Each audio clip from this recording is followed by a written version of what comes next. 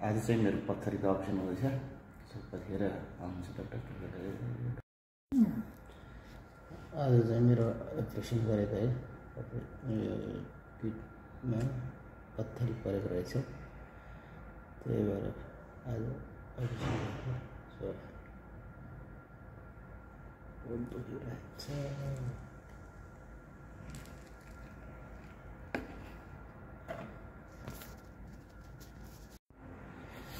अलि दुख्न विषय भएको छ, त्यही भएर मैले एउटा सानो भिडियो क्लिप लिन चाहे।